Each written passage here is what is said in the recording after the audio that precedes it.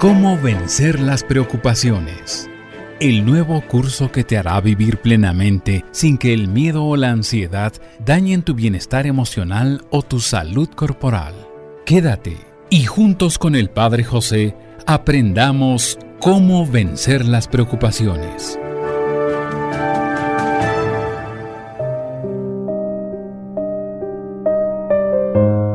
¿Qué tal, amigas y amigos?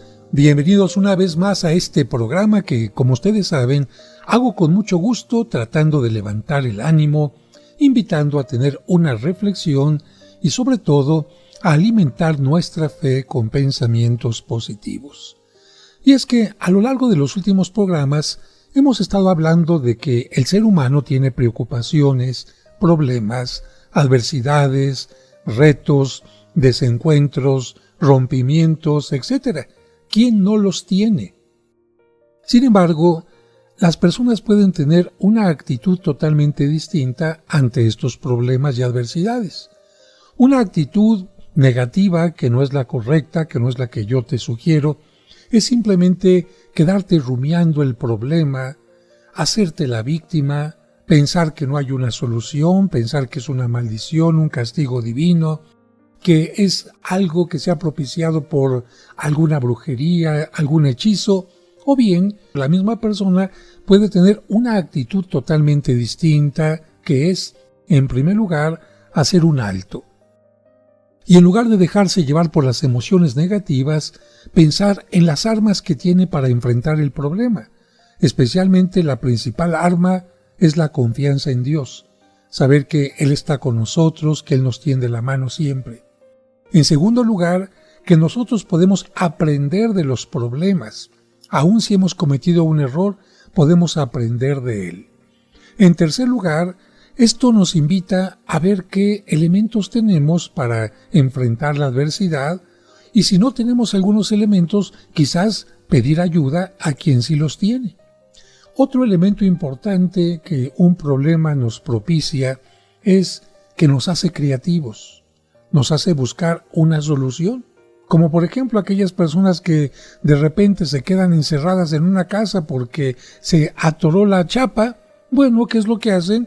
Dicen, no solamente se puede salir por la puerta, también se puede salir por una ventana o por la chimenea o por algún otro espacio. Pues bien, efectivamente, cuando tenemos nosotros un problema, nuestra mente como que se despierta un poco más y empieza a buscar posibilidades de solución. Claro, siempre y cuando tú quieras ser positivo o positiva, porque está esta otra posibilidad que ya te mencionaba, simplemente decir, ya estoy mal, esto no tiene solución, nunca voy a salir adelante. Por eso hoy comienzo este programa hablando de lo que San Francisco de Sales respondía cuando le preguntaron ¿cómo se las arregla usted para vivir contento en medio de tantos problemas y dificultades? Y este santo respondió, es que siempre he tratado de cumplir el consejo de aquel antiguo maestro de espíritu que decía, si lo que llega a tus manos es un agrio limón, fabrícate con él una limonada. Si la vida me trae situaciones tan amargas y agrias como un verde limón, no me desespero ni me declaro vencido. Tampoco me dedico a lanzar maldiciones contra mi mala suerte. Lo que hago es lo siguiente. Me pregunto qué lecciones puedo aprender de este hecho desafortunado, cómo puedo mejorar esta situación, cómo se podrá convertir este limón agrio en una limonada agradable, dulce y refrescante, y sobre todo, el Espíritu Santo y mi cerebro me van proporcionando las soluciones con las que siempre llego a la conclusión que decía San Pablo cuando exclamaba, todo se convierte en bien para los que aman a Dios. Te lo repito, todo se convierte en bien para los que aman a Dios.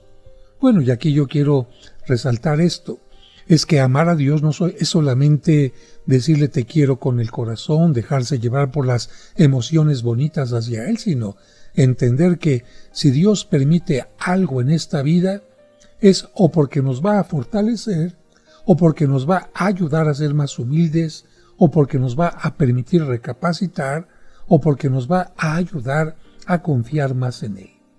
Por eso el famoso psicólogo Adler repetía: una de las cualidades más maravillosas de los seres humanos consiste en poder convertir un menos en un más.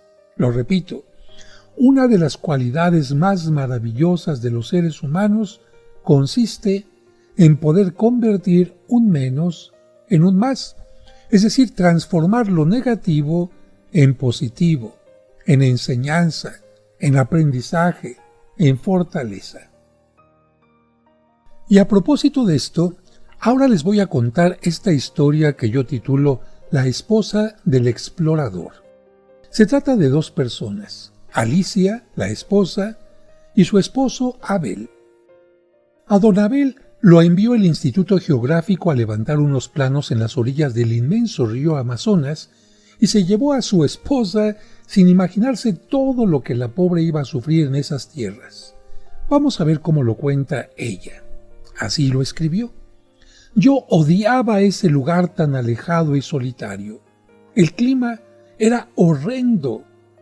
Los mosquitos llegaban por millones a cada amanecer.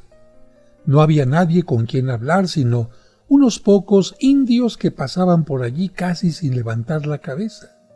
La alimentación era monótona y las incomodidades muy grandes en aquel rancho. Yo me sentía tan desesperada que escribí a mis padres diciéndoles que ya no resistía más, que preferiría estar en una cárcel antes que seguir viviendo en aquella soledad verde. Mi papá me contestó con una carta que tenía solo 2 renglones, 2 versos de un poeta. 2 prisioneros miraron por la ventana hacia afuera.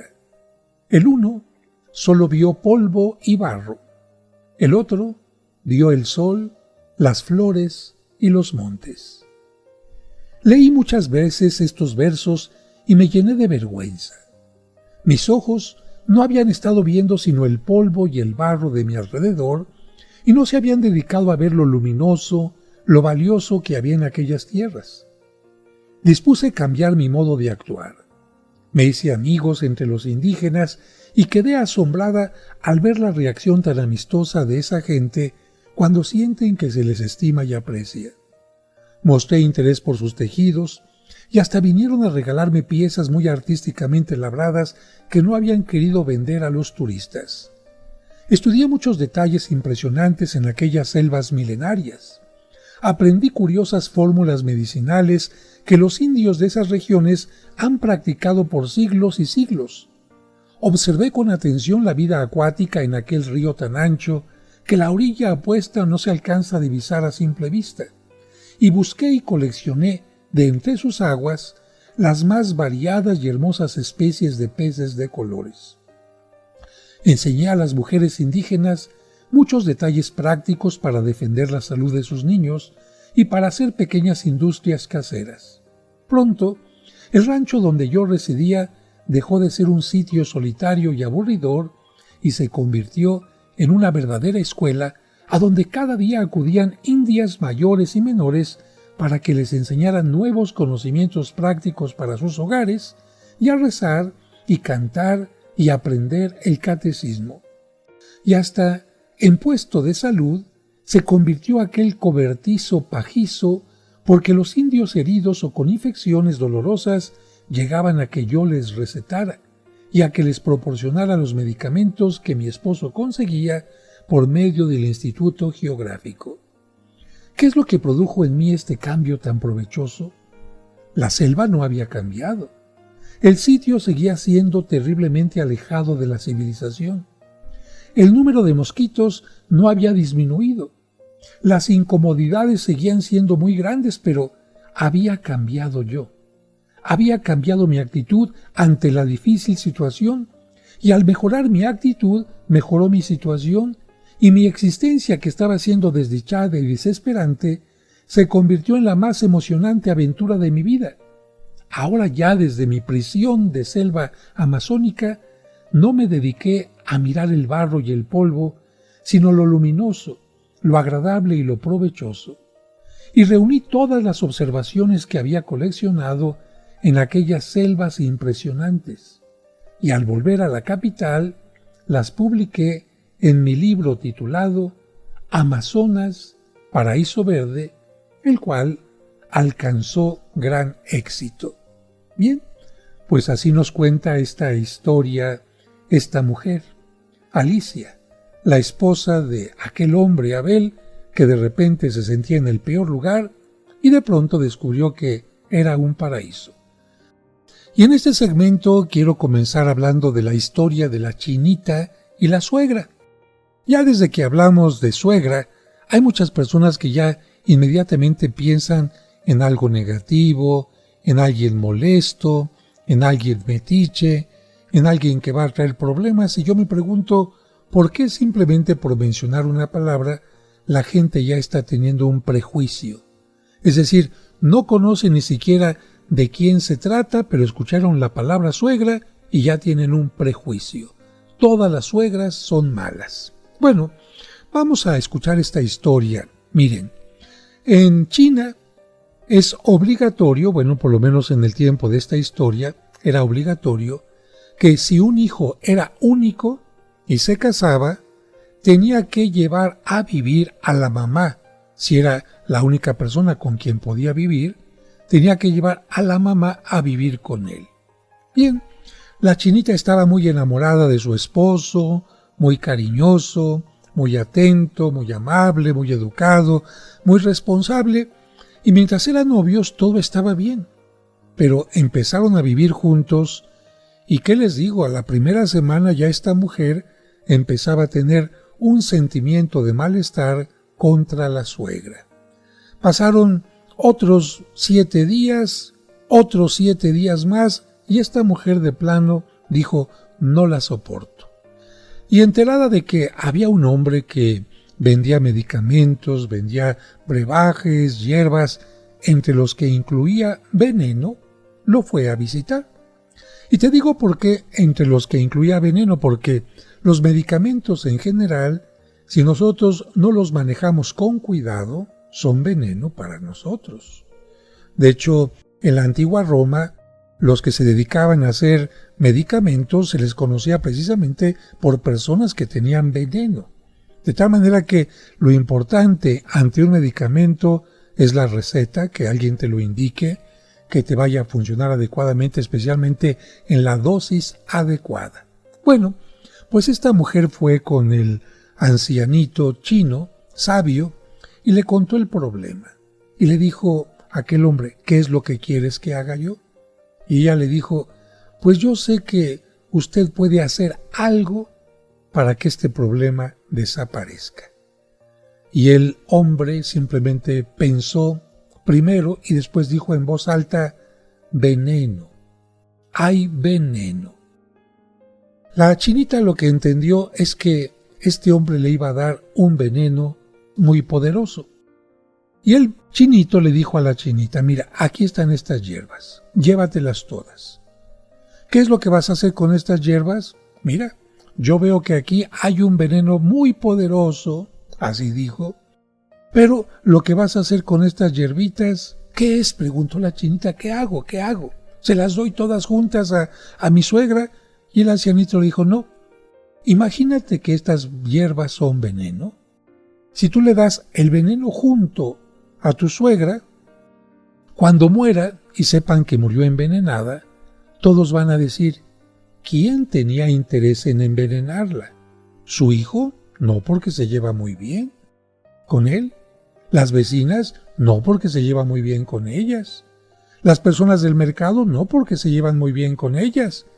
Así que dirían, la única con la que tenía problemas era contigo.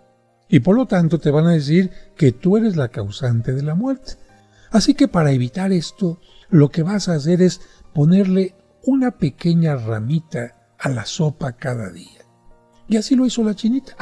Pero le dijo el chinito, no es suficiente, ¿eh? Para que cuando se muera envenenada, nadie sospeche de ti.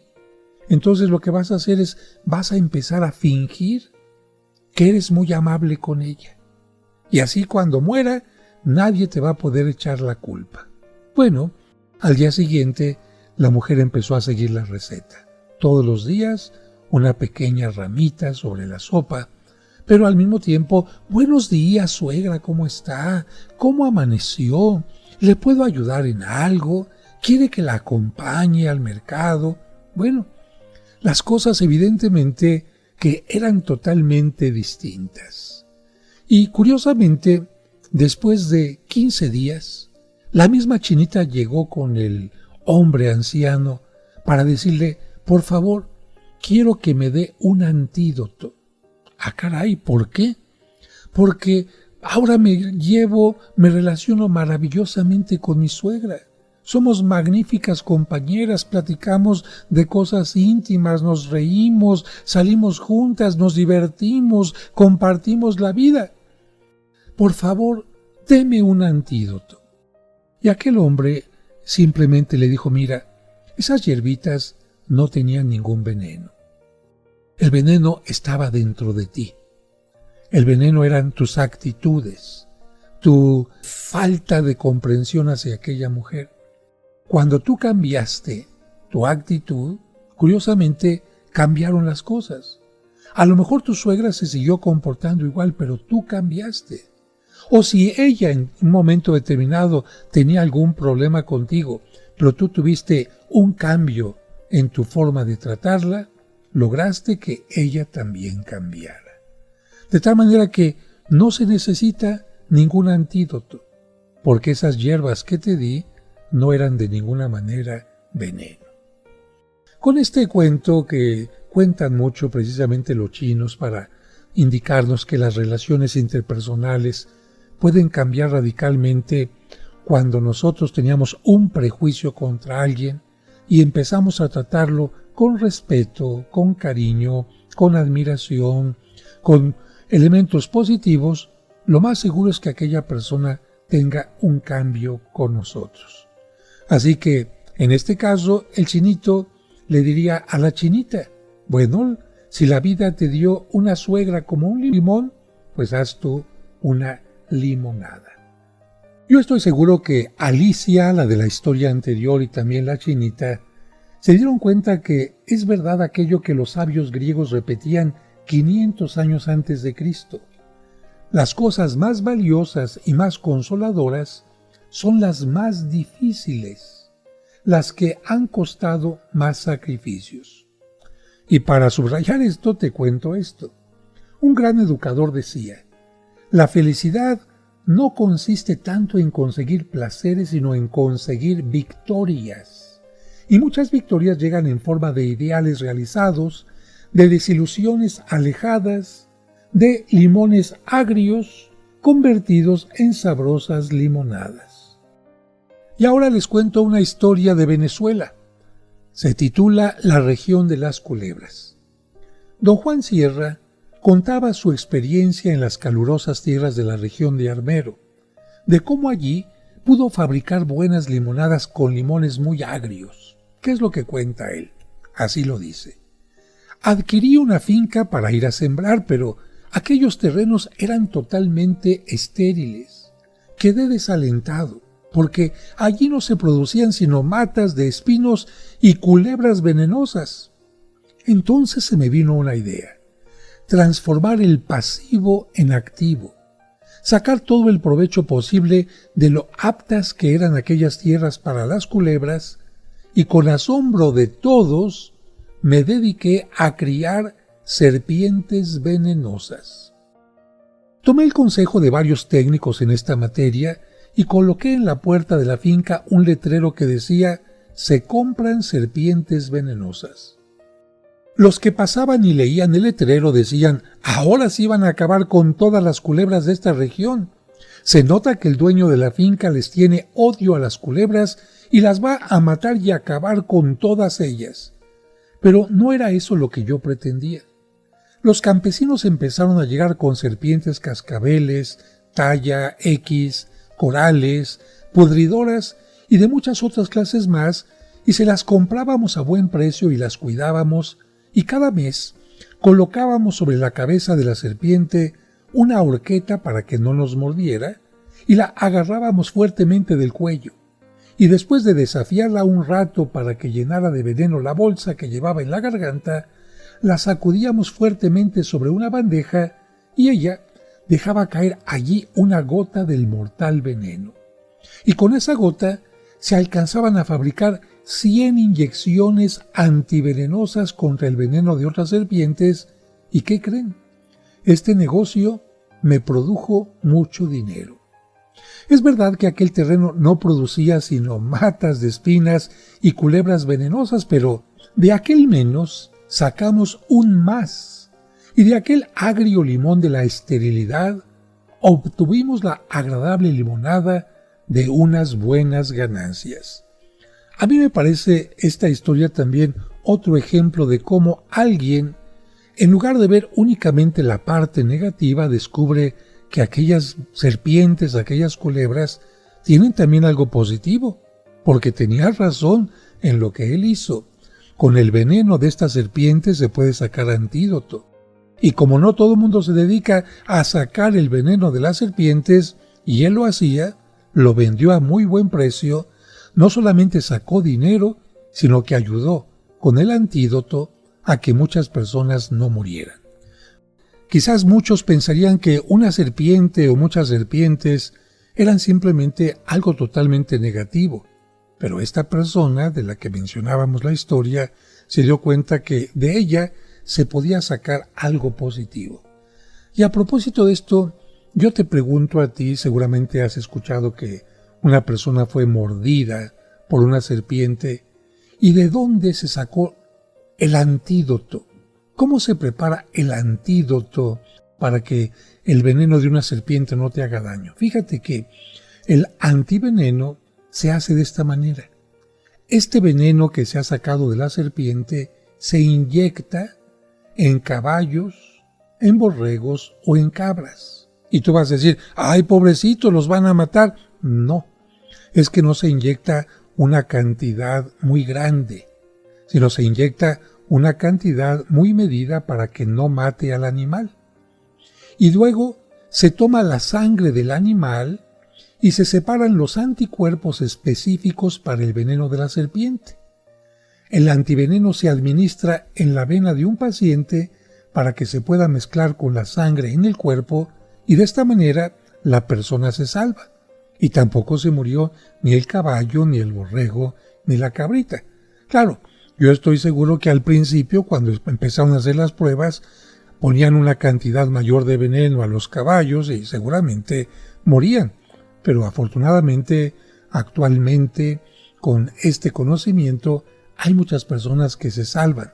Y sobre todo porque el antídoto se tiene que aplicar casi inmediatamente después de que la persona ha sido mordida. Si el antídoto no se aplica y el veneno va llegando a la sangre, entonces en muchas ocasiones estamos hablando de situaciones totalmente mortales. Pero bueno, hemos aprendido algo de esta historia y ahora vamos a hablar de un filósofo que platicaba con sus alumnos y les decía, lo importante no es lo que la vida les presente a ustedes, sino lo que ustedes hacen con eso que la vida les presenta. Lo cual, dicho con palabras más concretas, se puede expresar de esta manera. Lo importante no es qué tan agrio es el limón que la vida te presenta, sino qué clase de limonada logras hacer con ese limón. De esto último va a depender tu triunfo o tus desastres, tu actitud ante la vida. Pascal, el gran pensador, decía, lo más difícil no es aprovecharse de las ventajas. Esto cualquier ser humano lo puede hacer. Lo más difícil y heroico es beneficiarse de las pérdidas y aprovechar lo que está en contra nuestra y sacar también de allí jugosos beneficios. Esto sí exige especial inteligencia y en esto consiste la diferencia muy especial entre quien sí emplea bien su prudencia e inteligencia y quien no se dedica a pensar profundamente. Ahora vamos a escuchar las declaraciones de un tullido. Su nombre, Dionisio Duarte. Su expresión, siempre alegre. Sus piernas estaban inmóviles y vivía sentado en una silla de ruedas. Le pedí que me contara su historia y él, sonriendo, me narró lo siguiente. Mire, padre, venía del campo en un carro viejo. Este dio un vuelco en la carretera y yo caí en una cuneta y me rompí la columna vertebral. Mis piernas quedaron paralizadas. Tenía entonces 24 años y desde entonces no he dado un solo paso.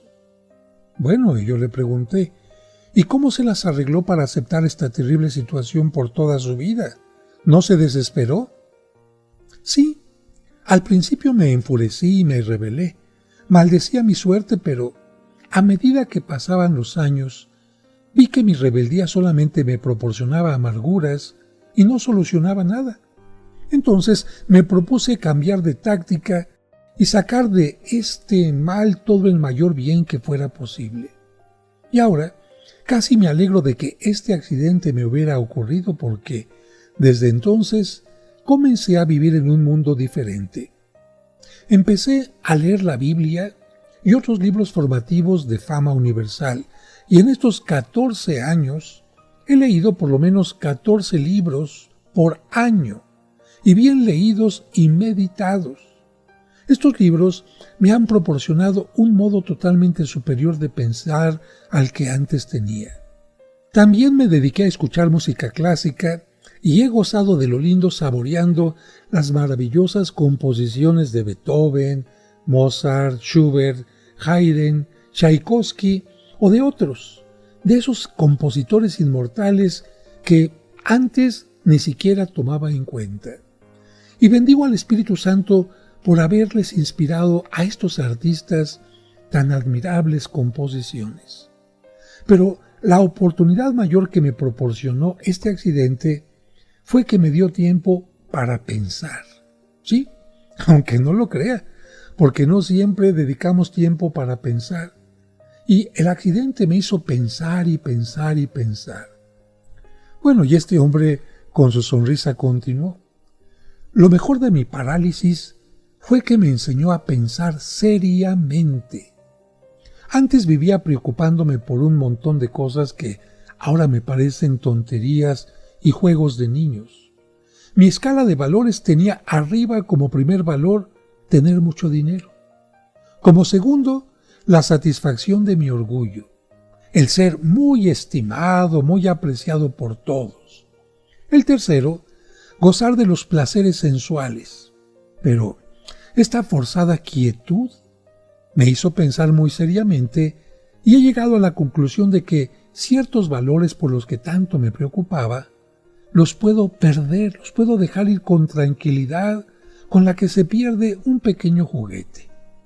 Ahora mi escala o pirámide de valores tiene un valor superior más importante, el que Dios esté contento conmigo, el que yo me sienta satisfecho ante Él. Mi segundo valor en importancia es el poder hacer algo en favor de los demás, cosa que antes no me preocupaba. Y el tercer valor, el realizarme a mí mismo, obteniendo los ideales de buenas obras que deseo conseguir. Bueno, cuando don Dionisio me contó esto, habían pasado ya muchos años de su accidente. Pero ¿qué pasó con él? Él hizo sus estudios de bachillerato y también los de universidad y logró un doctorado, de tal manera que pudo asesorar a muchos candidatos en sus campañas, y cuando él hizo estas declaraciones que tú acabas de escuchar, ya era secretario de gobierno de un estado. Y así, en silla de ruedas, paralizados sus pies, pero muy ágil y muy activo, su entendimiento de un mal sacó muchos bienes. Tú dirías, de un limón bastante agrio, supo sacar una limonada que le alegró la vida. Y concluimos este bloque con la historia del hijo de la lavandera. Él nació en un barrio muy pobre. Su mamá era una lavandera de ropa. El papá nunca quiso reconocerlo. Tuvo que llegar a la capital en una pobreza total y descalzo. Sin embargo, consiguió el puesto de vendedor de refrescos en una tienda y en los ratos libres estudiaba. Después, como en ese tiempo se utilizaba escribir a mano, fue aceptado como escribano en una notaría, pero el día que no le pagaban, no desayunaba ni almorzaba porque no tenía con qué. Por otra parte, su presencia no era muy agradable porque una quemadura que había recibido desde pequeño le había dejado una cicatriz muy llamativa. Pero así, solo, pobre, humillado, aguantando hambres y estudiando hasta altas horas de la noche, logró salir adelante y encarrilarse en la política. Su dedicación al bien de la patria era tal que fue elegido senador y luego presidente de la República. Su nombre, Marco Fidel Suárez, famoso presidente de Colombia y gran literato. Pero él afirmaba que estos éxitos no le habrían llegado si no hubiera trabajado 16 horas diarias para convertir sus menos en más. Estamos aprendiendo a tomar siempre ventajas de las desventajas. Y es que cuando uno se dedica a estudiar las historias de los más grandes personajes que ha tenido la Tierra, nuestra historia, llegamos a la conclusión de que el gran número de ellos han triunfado porque comenzaron con terribles desventajas en su contra. Y estas desventajas los empujaron, los motivaron, incluso los obligaron a tener heroicos comportamientos que los llevaron hacia sus grandes triunfos. ¿Qué les parece si vemos algunos ejemplos? Milton. ¿Quién es Milton? Bueno, un poeta inglés, que cuando se quedó ciego, se alejó de la política y se dedicó a componer versos, y como autor del famoso libro El Paraíso Perdido, se hizo famoso. Otro más, Beethoven. Ustedes saben que él se quedó totalmente sordo, pero esto le hizo agudizar de tal manera su entendimiento que llegó a producir la música más bella del mundo. Un ejemplo más, Helen Keller. Ella quedó ciega y sorda, pero en adelante la inspiración le llegó de tal manera a su cerebro que obtuvo fama universal. ¿Y qué me dicen de Schubert? Las piezas musicales que compuse, él lo dice así, en los momentos de mayor depresión y de más pavorosas angustias, son las composiciones que más han agradado al público. Y reconocemos que su cerebro, cuando estaba más agitado, fue cuando produjo mejores armonías. Otro ejemplo más, Tchaikovsky. Tuvo la horrorosa desilusión de que su matrimonio fracasara y en medio de una terrible depresión que casi lo lleva al suicidio, compuso sus inmortales sinfonías y sus ballets hermosísimos, como por ejemplo El Cascanueces. Lamentablemente Tchaikovsky volvió a dejarse llevar por la oscuridad y lamentablemente terminó muy mal. Pero si hubiera continuado con la actitud positiva que le hizo componer esta obra maravillosa del Cascanueces, hubiera enfrentado la vida de otra manera. Si Dostoyevsky y Tolstoy no hubieran tenido que pasar por angustias increíbles y torturantes, es posible que no habrían tenido la inspiración para escribir sus novelas que los han hecho famosos en todo el mundo.